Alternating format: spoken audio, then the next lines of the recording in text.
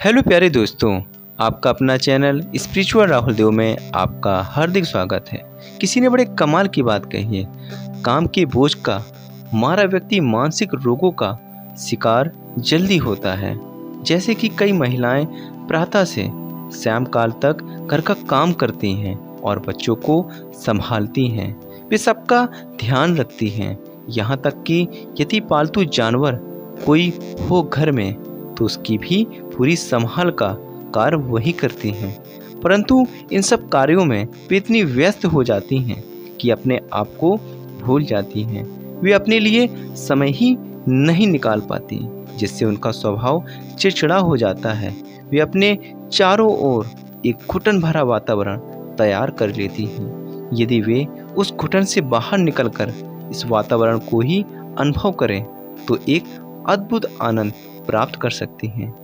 इसी प्रकार से किसी कार्यालय में कार्य करने वाले पुरुष सुबह से शाम तक अपने अपने कार्य में ही खोए रहते हैं। ऐसा नहीं कि उनके पास समय नहीं बाहर घूमने या कुदरत से मिलने का, परंतु सही बात तो यह है कि उन्हें इनकी उपयुक्तता का पता ही नहीं होता। थका हुआ व्यक्ति फूलों के बाग में जाने से अधिक प्राथमिकता टेलीविज़न को देता है। वह कभी चांद सितारों व आकाश को देखने छत पर नहीं जाएगा और ना ही ठंडी हवा की ठंडक अनुभव करेगा। वह कार्यालय के बंद कमरे से निकलकर अथवा घर के कमरे से निकलकर सिनेमा जाना पसंद करेगा। वैज्ञानिक उन्नति चाहे कितनी भी हो गई हो, परंतु मानसिक सोच संकुचित होकर रह गई है। एक और तो व्यक्ति दूर देशों से लेकर चांद तक जा पहुंचा है, दूसरी ओर उसने स्वयं को एक कमरे में बंद कर रखा है। ऐसा नहीं कि वह घर से बाहर की दुनिया नहीं देखता तो है और आता जाता भी है, परंतु कहाँ? क्लबों में, पार्टियों में, जहाँ इतना शोर होता है कि व्यक्ति अपनी आवाज़ तक नहीं सुन पाता और बस यहीं तक बंद कर रह जाता है। खुले आकाश के नीचे बैठने का आनंद तो शायद वह भूल ही गया है। शायद हवा ही कुछ ऐसी चली है कि आधुनिकता की इस दौड़ में जो कुछ भी हो रहा है उसी को सही मानना पड़ रहा है।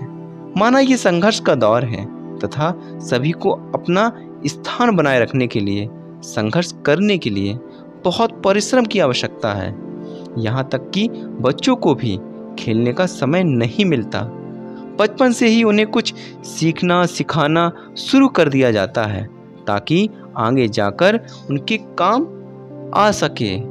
अब बात घूम फिरकर वहीं पहुंच जाती है कि हम कल की चिंता में अपना आज खराब कर रहे हैं। भविष्य की चिंता में अपना आज खराब करना कहाँ तक उचित है? बचपन ही तो हमारे जीवन का अनमोल समय होता है, जिसे याद कर हर कोई सुख का अनुभव करता है।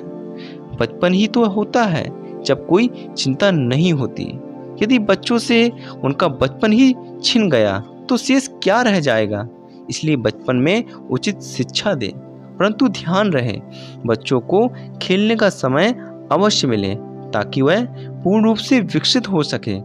इसी प्रकार हमें भी चाहिए कि हम अपने मनोरंजन के लिए चाहे कहीं भी जाएं, परंतु साथ ही स्वयं को प्रकृति के साथ भी जोड़ें। यह हमें खुशियों से जोड़कर रखती है।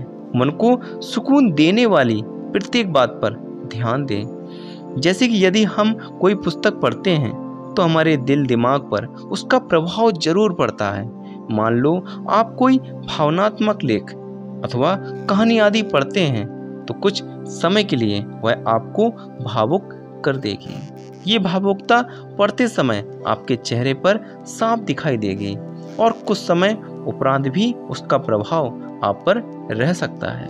उसी प्रकार कुछ अच्छा मन को प्रसन्नता देने वाला साहित्य यदि आप पढ़ेंगे तो वह आपकी मानसिक अवस्था को भी प्रसन्न रखने में सहायक होगा।